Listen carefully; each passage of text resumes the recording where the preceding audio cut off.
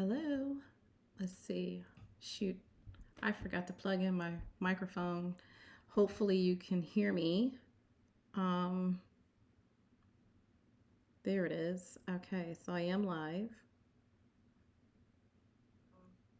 There it is. There it is. Okay, so I am. All right. Hi. Hello, everybody. My name is Tiffany Hill Allen, and if you give me a couple of people, there was a question. Let me see if I can find the name of the person. She may not want to be named. I'm sorry. But there's a person who asked me a question and I wanted to answer it. And so, if you don't know me already, my name is Tiffany Hill Allen. I'm a marketing strategist. And what I do is I help senior living owners and operators, independent and residential, to grow their occupancy.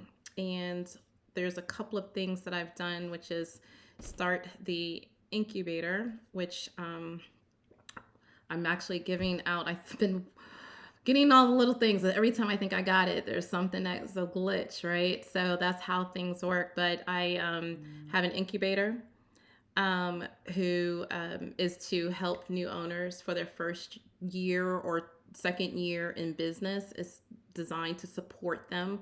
Amazing coaches, and so I like every time I'm like I'm done, then something new comes up, and I'm like, oh, I'm not done. so so every time it just keeps coming, but I'm not gonna hold you guys. There was a question about how did I get started, and someone had additional questions, but I didn't see that they came through yet on my DM. If they did, I just want to let you know I apologize, um, because I didn't get them. So Facebook is funny.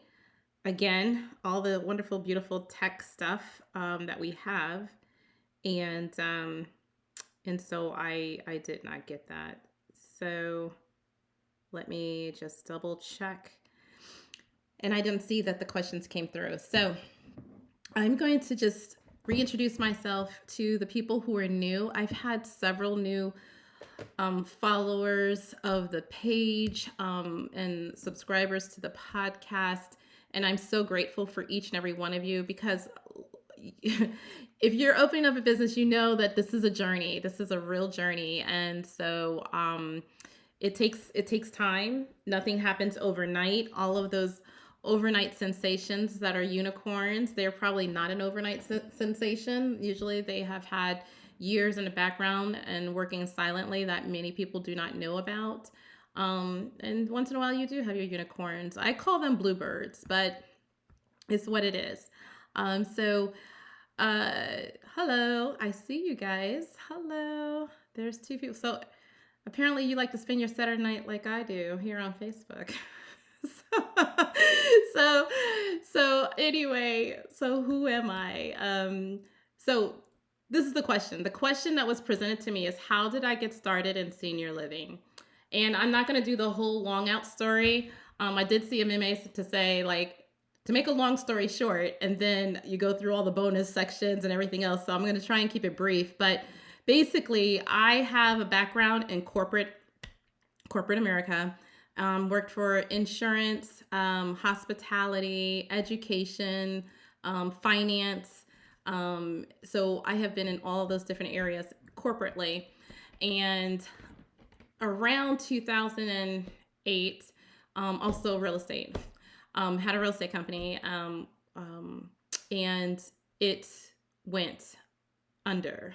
Everybody's company, I think, in real estate struggled in that year. And I thought I was diversifying. So I had mortgage. I was a mortgage. I don't even know what it's called anymore, but I had, because I was underneath an umbrella. So I had mortgage people that was in my office, that I was working with.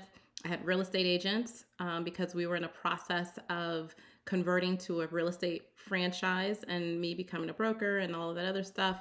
And then I was also studying for my Series 65 to become a to go into investments. And I thought that I was diversifying everything, so that if real estate went down, at least I had the investments. And if investments went down, at least I had the mortgages. Like, I really, because I do believe in diversification, multiple streams of income, right? Well, lo and behold, I'm sure you remember 2008, everything went flat at the same time. It was the most horrible experience ever. Went through a huge bout of depression. A lot of people don't know that. Um, Ended up having to like go on public assist. It was bad. Life was bad. Public assistance, thank God I didn't lose my house, but had just sunk what 50, $70,000 into this real estate venture of opening up my own office. And so it was hard. Life was hard. And I was very disillusioned. And a friend of mine, my best friend, my sister, um, told me she had just gotten into a job with a senior living company. And she told me that there was a possible opening because somebody wanted to resign, but she wanted to give her executive director a name. And so I sat there in, I don't know if you have Bob Evans where you live, but no, was it? No, Famous Amos. I'm sorry. We went to go eat at Famous Amos. I didn't even have money for the breakfast. Like things were so bad during that time. And so what ended up happening is I had breakfast with the woman. She referred me. I was called in for an interview and literally nothing, crickets for months, not just a little bit, like a lot. Um, I interviewed, I think it was in November, and I didn't hear back and I kept calling. Like it was just crazy. And so eventually I did get the call back that yes, I had to interview with the regional, and then I got the job. Hey, yes. So if you guys are looking at the comments, that's going to happen. That person who just commented is the one who introduced me to senior living. Miss Charlotte Schofield, can you please step up to the plate? Yes, so she is the one that I owe my everything to. I don't know, go to the cross, die on the grave. I don't do anything for this woman because she has been such a pivotal part of my life and of who I am today. So I know she's probably like, oh, she's such a mush. She's probably crying. so anyway, but she is the one. Oh my gosh, thank you. So she's the one who introduced this to me, and her, let me see, because I can't see, right? Oh, thank you. Look at me. I'm a rock star. So anyway, she's the one who introduced me, and she, the way she sold me on senior living is a lot, is a lot, is a lot, don't cry, stop it, is a lot of the way that a lot of people today is being sold. She wanted what was best for me, and she knew the situation I was in. So thank God that she sold it to me this way. But she said, it's just like real estate, except it's with older people. That's what she told me. That's not what it was. That's not what it was. I'm looking at her comment because she knows she's wrong for that. She told me that working in senior living as a sales is at the time it was called community relations liaison. That was the title. That doesn't sound like sales. She just says, well, you meet with families and you help them, and you're kind of like a liaison between the families and the community. And that's kind of how she introduced it to me. When in reality is hardcore sales. It's nothing like real estate. If you are in senior living and you're wanting to come into senior living, understand this. And I have told people this after 8 months of working in it, because back then there was no formalized, it's still now today, there's no formalized training program in most companies that are senior livings, the big ones. So what you're kind of thrown into it. And what I found out once I got into it was number one is hardcore sales as a community relations liaison. I think nowadays the position is called sales manager or sales director. I know that's what it's called for a lot of places. So they've transitioned it to more sales, but it is hardcore sales. But I say hardcore is sales with compassion. It is sales with helping people along the way. So I have told people many, many, many times about 40% of what you do in senior living is social work. So if you're opening up a new residential assisted living, if this is what you think that you want to do, understand that a good portion of what you're doing is social work. You're sitting down with families, you're working with their dynamics and how was it's inevitable. If you do it right, if you want to do it successfully, you are going to have to understand the social work aspect of it.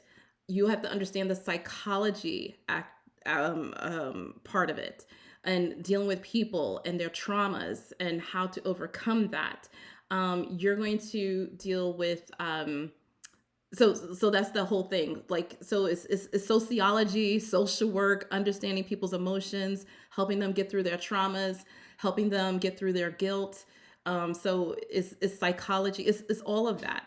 So anyone coming into this, and this is what I just did a reel about, this is not just having an investment property and flipping it and saying, I want to do an assisted living and move some older people in and they'll rent out the rooms for $5,000 and that's all I need to do. And I'll just sit in a beach somewhere and, and collect the money. No, sir. No, ma'am. That's not what we're doing. That's not what it is. To get the move-ins, you have to understand family dynamics and you have to understand all of the things, the resources. There's so many moving parts to moving someone into a community that you need to have that understanding and support. And it can come with time. You'll learn along the way, but it's not something I can't imagine someone opening up, not with a healthcare background, not with a senior living background, not with a social work background, and just do this without understanding that you're dealing with so many things. Case in point, I had a family one time. The woman was talking about what her mother was doing and how this was hard on her. And she's sitting on my couch and she seemed like a very loving daughter. And she really, really was. But as we start doing true discovery, which is asking deep questions and going through that process, the question, coming out, how is this impacting you? That is one of my tearjerker questions that I ask. And that's when she broke down and told me how she felt. And the thing that she said to me, again, because you've built trust, you've built confidence, is that my mother told me so many times throughout the time I was growing up that she should have had an abortion. I should not even be here. So she went through all this trauma with her mother, and now she's the one out of all of her siblings that had to make and care for her mother. And there was a semblance of resemblance there. And not resemblance, I'm sorry, resentment there. And so I had to walk her through that and tell her, like, I had to encourage her. I had to support her. I had to do all those things. So when you're coming into this is something that people really have to understand. And I can tell you a zillion and one stories, a zillion and one. That one just stuck out with me, but there's a zillion and one stories about people who have these things that's going on in their lives. And now they're having to adjust their lives. They're caregivers. They're having to make these decisions for their loved ones. And it's tough. So 40% social work, all of that, sitting on a couch, wiping out the tears and doing that. Then you have the event planning side, because if you're going to have a community, you have to get people to know about your community. That's hosting events, a grand opening. If you're brand new, you need to have a grand opening. You need to have some type of something at your community to have maybe social workers or referrers, whether they're professional, medical, non-medical, come to your community so they feel with confidence that they can refer you and refer you with confidence. No one wants to refer something with confidence that they don't see, touch, or feel. So that requires you to have some type of event. So there's that event planning side of it, right?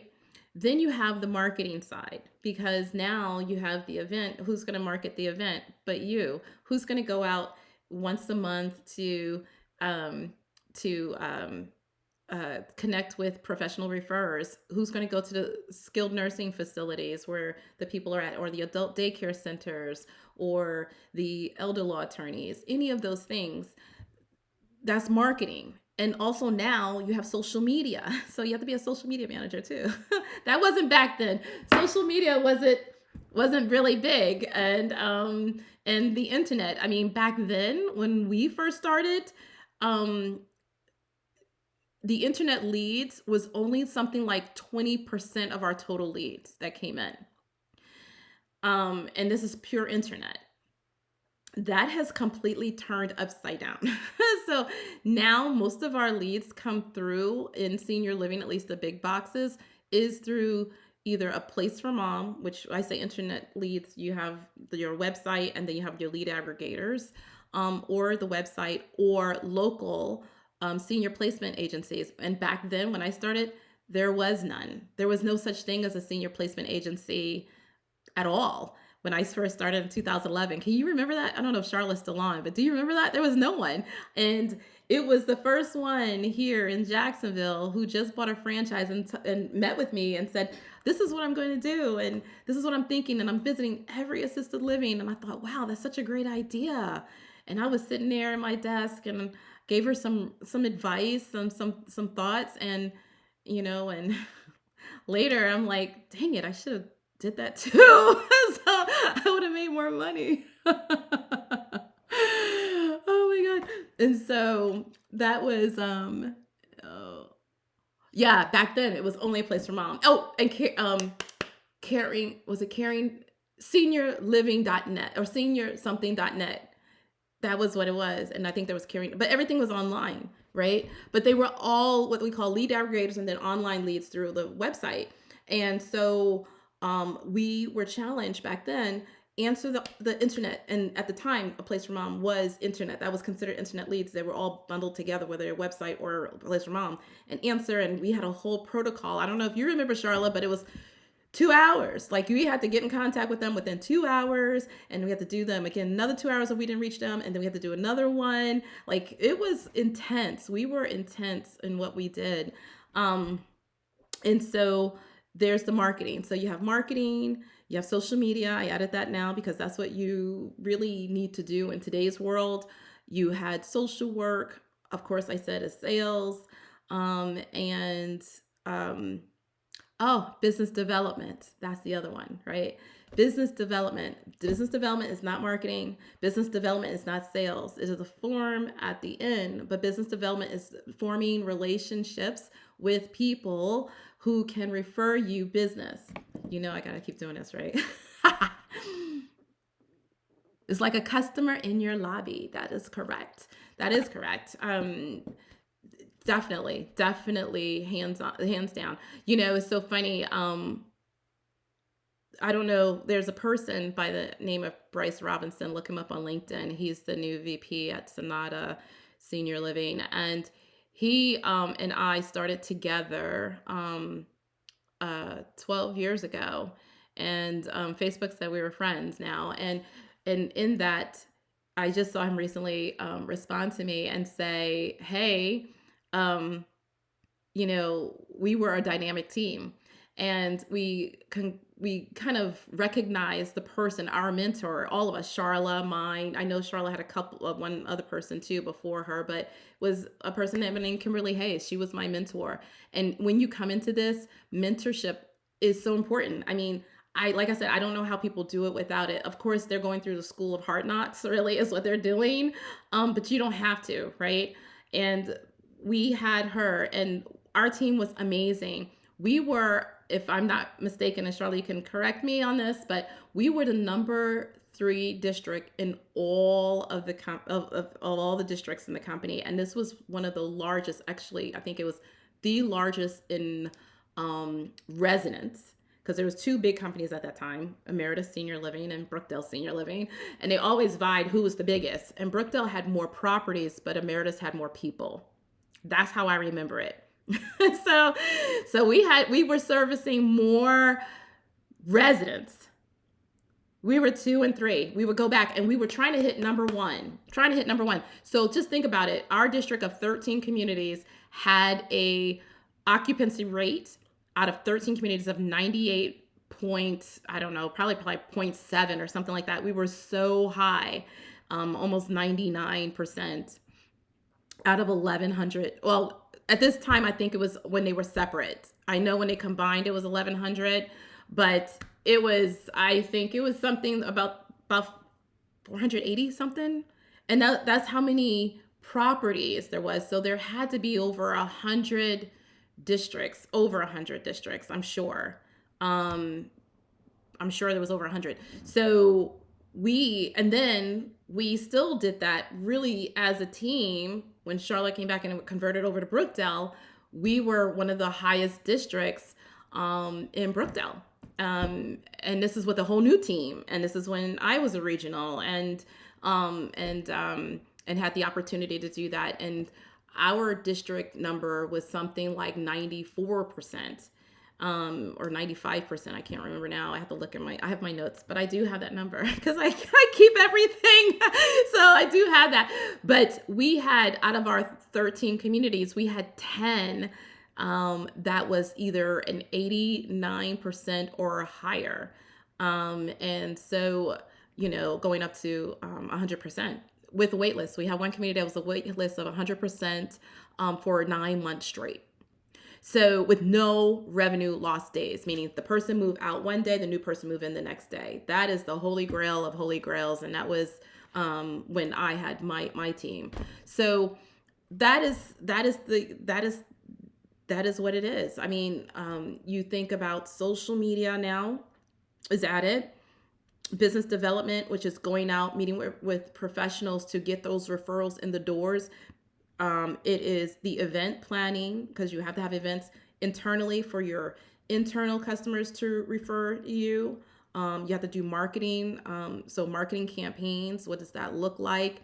Developing those campaigns. Do you remember, Charlotte, we used to fax doctor's offices games, and they had to fill it out, and whoever filled it out and answered all the right questions, we would give a free breakfast to. I mean, the stuff we used to do. And so that is like, that is what it is. I mean, we were on the go, and we were only in the sales role. That didn't include administration. That didn't include nursing. That didn't include care. That didn't include dining. That didn't include activities.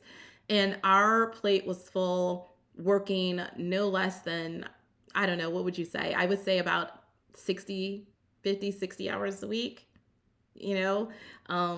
We worked weekends. We worked late. Let me see. Faxing down. We used to do that. We worked weekends. We worked late at least once or twice a week, meaning that we stayed until 8 o'clock at night making phone calls to families that we couldn't reach during the day. That was a requirement. It wasn't an option. I don't even see people doing that anymore. When I worked in the seat, even in my regional position, I did. And that's how I got 7 move-ins in 1 month, was doing that. Because I went back to what I know, when you know, right? So that's what we did. So that's how I got started, in this. It was that, it was grassroots. It was on the ground.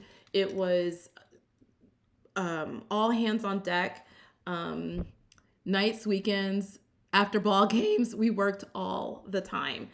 And it's a new breed out there now, right?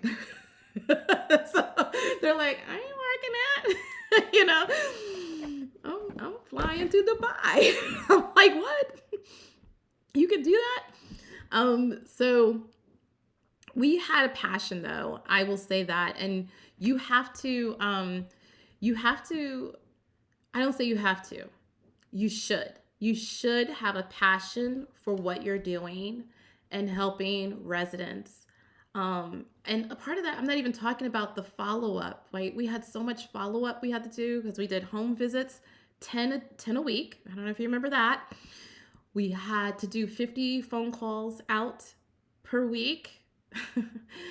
I don't, or is it per day? I'm trying to remember. No, it was per week. I think 50 phone calls a week. That was contact, not calls and people don't answer. We actually had to have voice to voice conversation, 10 home visits a week that we had to do. We had to have at least one event a month or two events a month, I think. I'm trying to remember, was it one or two events a month? Um, these were the non-negotiables, and so that's what it is. So when people are asking me, how do I grow occupancy? We have a lot more online ways nowadays that you don't it doesn't require exactly the same thing.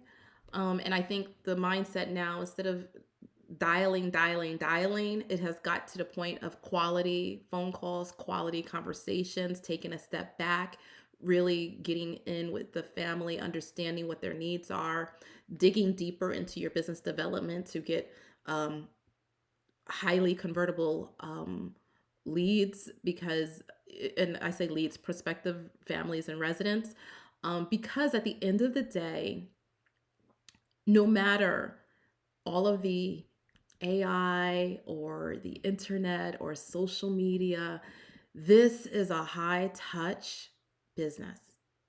It's not, and like I said on my reel today that I released, this is not Airbnb. This is not owning real estate properties where you have a renter in and they give you the check once a month. It's not passive. There's two parts of this business that you have to understand. There's the real estate side where you own real estate, compassion care industry. It's exactly a compassion. Like, you can't do this. You can. So let me put it that. I was going to say you can't do this without having the touch, the hands-on touch. And I'm going to back that up. I'm going to say you can.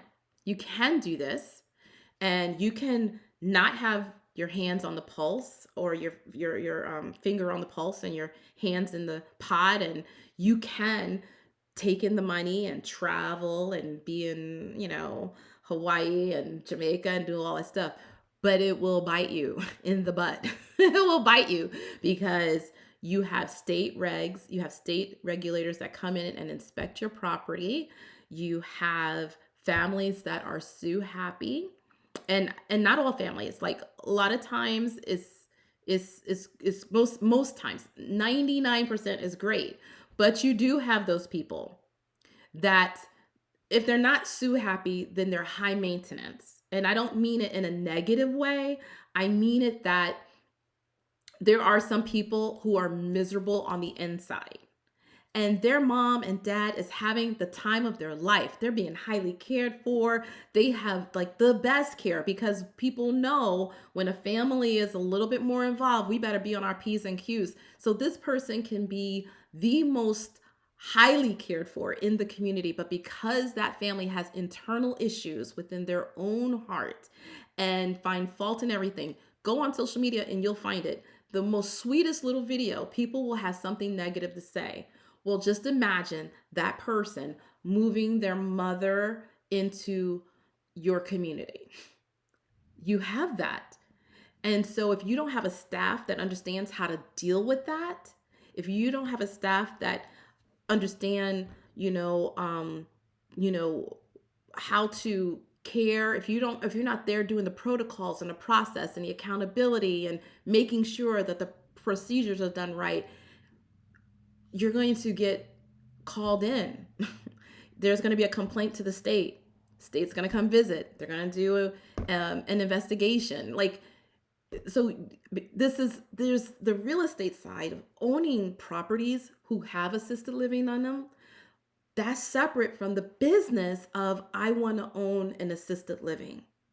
And I just want to make sure that you are clear. I'm reminded of a company here in my area who was a bowling alley. They had a theater, they had an arcade, they had like a club at night. It was the bomb diggity place to be. Like, and they were booked up for the whole year. And there was some issues with another location. in a different state that these two properties lease was tied together. Well, because there was an issue with the landlord in the other state and these two properties were together, this property had to close down along with the other property. Oh, let me see. Okay. I'm sorry. I thought something happened. Along with the other property, even though it was vibrant and doing well here because it was about the real estate. And so the business was doing well. They had a whole year worth of events, bookings, like they were making money. They listen to what I'm saying. They were making money. The business had no issues here in my area. The issues were in a different state and they were behind on their rent over there. But because the lease was together, the business had to shut down. And that is where it really dawned on me. There's a difference between owning the real estate and owning the business. And in assisted living, you may have the real estate. You may have the desire to have this real estate provide a different function, a different need. And you're thinking, I want to have this business rent out my property. Do that. Get someone who wants to have the business to do that if that's what you want to do. But if you are the owner and you think it's a great idea, I'm just going to go ahead and open up an assisted living, don't do that if you don't have the passion. This is, what did she say? A compassion care business. They may be the only voice their loved one has. Absolutely. Absolutely. And so in terms of, I think you're talking about the families, right? I'm just want to make sure that you're talking about the families. So absolutely, you have amazing families. I loved each and every one of my families, even the difficult, I don't want to call them difficult because that's so terrible, but even the ones who had, I don't want to call it high expectations, but everybody was different. Like some families, as long as you're doing right, the families are typically fine, as long as things are going right. But there are some families that it almost seems like as an operator, you can never please. And you try so hard and your team tries so hard. And that, again, that has to do with the person, right? So again, but that's another part of owning this business. And if you're not prepared, don't do it. Don't do it. Don't do it. So I hope this answers the question about the business because people have been asking about starting. And so I'm going to refer this post to people so they can understand what is involved. And we're only really talking about sales. We haven't talked about the admin. We haven't talked about the clinical. We haven't talked about dining. We haven't talked about activities. We haven't even talked about the other stuff. But this is what it is like in terms of the sales and marketing component.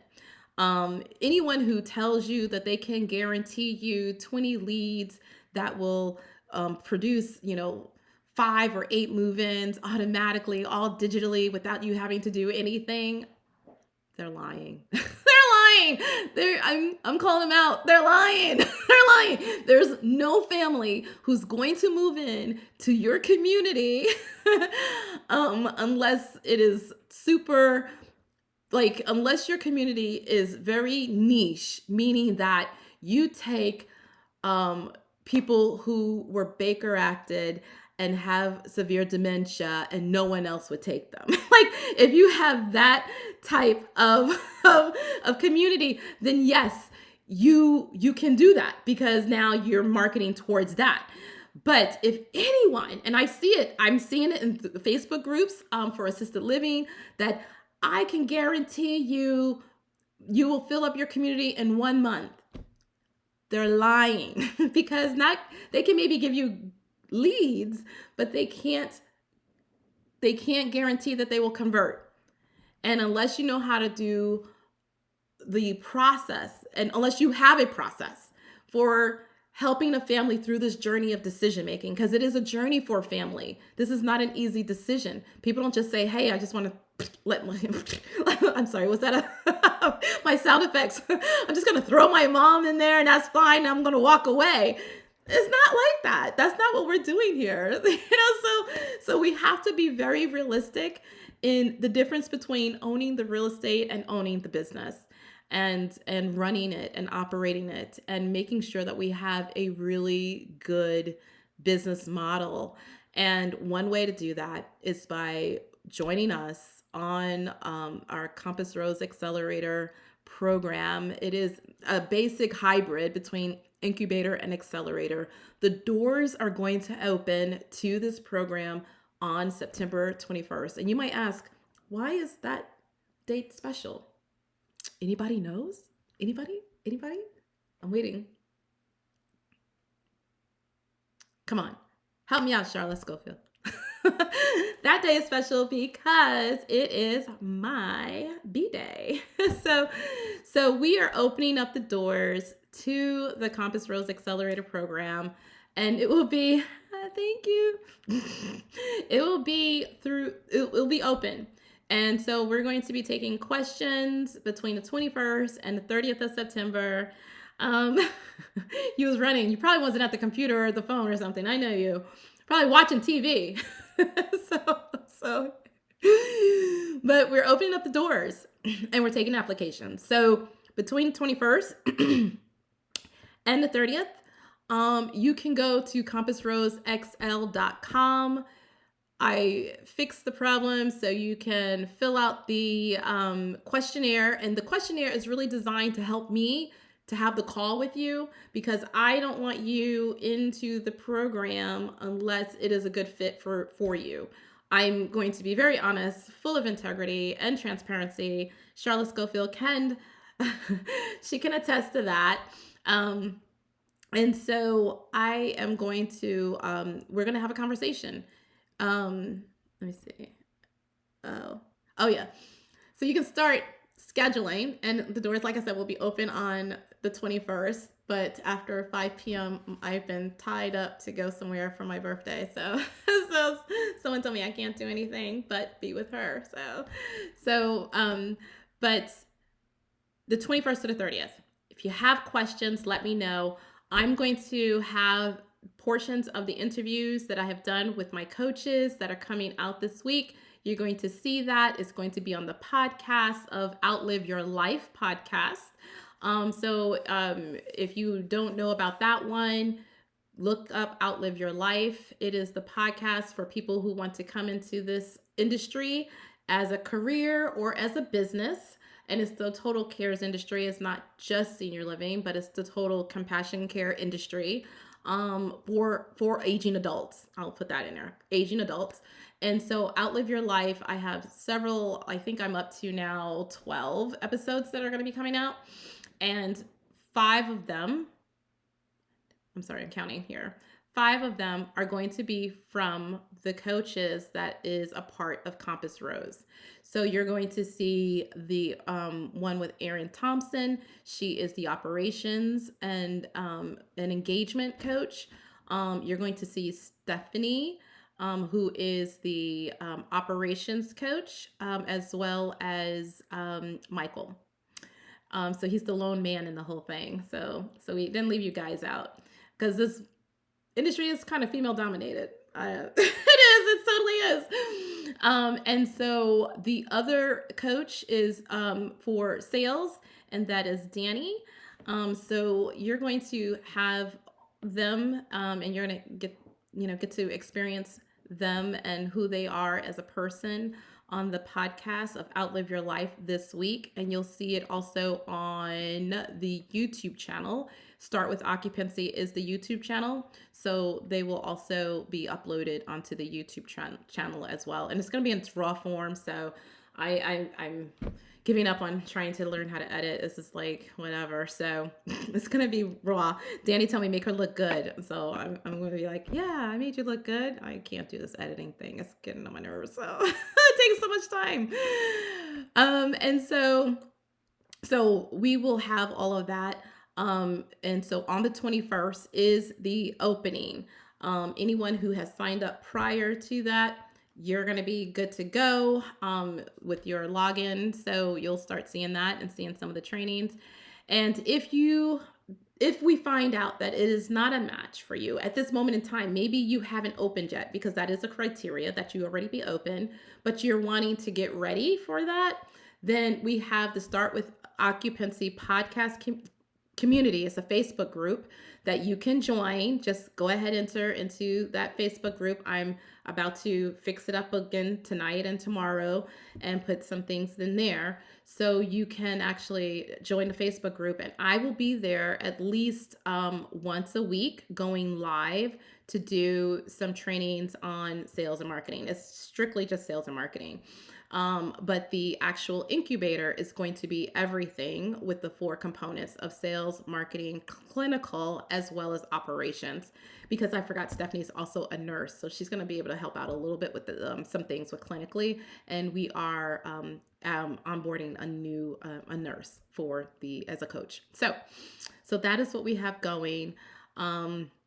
If you have any questions, I am always free to answer them either through Loom, or I will do it through this as well.